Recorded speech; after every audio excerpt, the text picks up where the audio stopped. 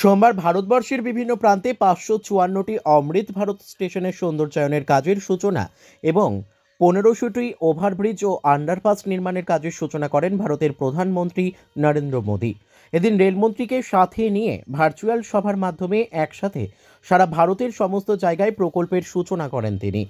সেই প্রকল্পের আওতায় পানাগড় স্টেশন, যেটি অমৃত ভারত স্টেশন নামে ঘোষণা হয়েছে, সেই স্টেশনের সৌন্দর্যায়ন, আধুনিকীকরণ, পানাগড় স্টেশন সংলগ্ন রেলগেটের ওপর ব্রিজ নির্মাণের কাজের সূচনা করা হয়। উদ্বোধন অনুষ্ঠানের জন্য এদিন পানাগড় স্টেশনের 1 ও 2 নম্বর প্ল্যাটফর্মের মাঝে জয়েন্ট স্ক্রিনের মাধ্যমে অনুষ্ঠান দেখার আয়োজন করা হয়েছিল আসানসোল রেল ডিভিশনের পক্ষ থেকে। এদিন পানাগড় স্টেশনে নানান সাংস্কৃতিক অনুষ্ঠানের পাশাপাশি প্রধানমন্ত্রীর ভার্চুয়াল উদ্বোধনের অনুষ্ঠান দেখতে হাজির ছিলেন বর্ধমান দুর্গাপুর লোকসভা কেন্দ্রের সাংসদ এস আলুওয়ালিয়া, আসানসোল রেল ডিভিশনের ডিআরএম সহ রেল আধিকারিকরা এবং এলাকার বিশিষ্টজনেরা।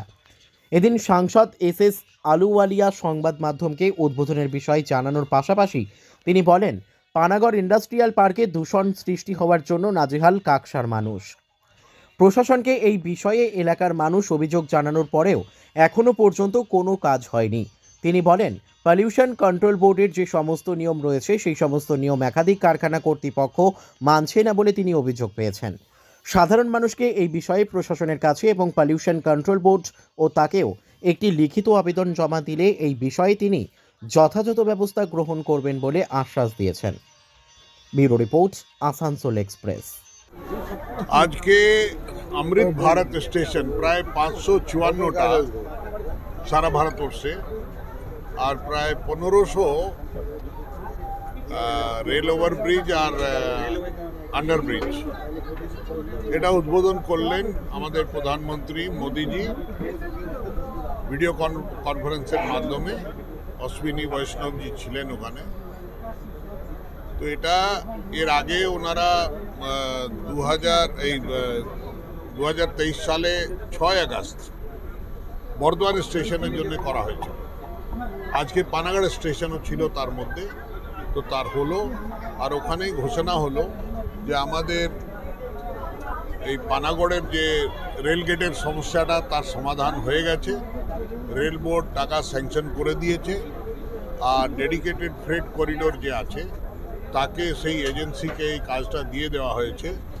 পানাগড় রেল গেটের আর মায়াবাজার দুর্গাপুর তার রেল গেটের দুটারই খুবই দ্রুতগতিতে অবিলম্বে আরম্ভ হবে, যাতে কি এই সমস্যা থেকে আমরা সমাধান পাবো।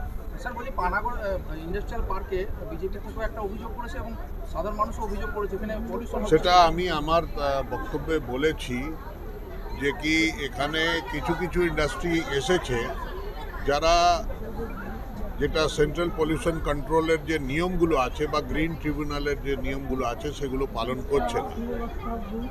টোটাল 15 স্টেশন আছে ওখানে। ওই মধ্যে আজকে ডেটে 7টে স্টেশন হয়েছে। ওই মধ্যে আজকে এই পানাগড়ে ওই স্টেশনে ছিল। তারপরে ওই টোটাল 12 LHS, তার মানে ROB অ্যান্ড RUB, ওইটা টোটাল 18 স্থানে প্রোগ্রাম ছিল আজকে আসানসোল মন্ডলে টোটাল। পশ্চিম বর্ধমানে কোন কোন স্টেশনে ছিল?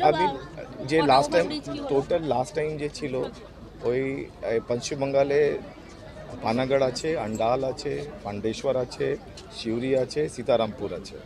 লাস্ট টাইম ওইটাই হয়েছিল, এইটা শেষ ছিল। তো এইটা আজটুকু পানাগড় হয়েছে। পানাগড় বার্নপুরও তো হয়েছে। বার্নপুর আমার মন্ডলে নেই, লেকিন বার্নপুর নিশ্চয় হয়েছে।